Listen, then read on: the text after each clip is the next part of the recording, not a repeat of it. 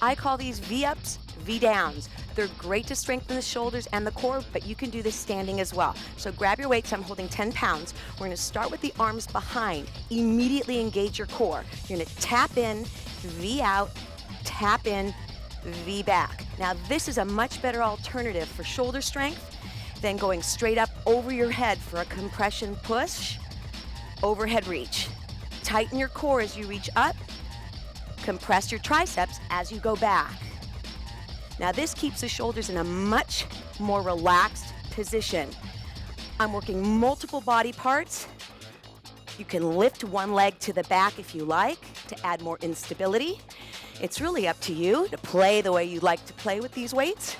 I'm gonna focus right now because I'm breathing and pushing pretty hard, and you wanna go to full extension without popping the elbows, both to the front and both to the back.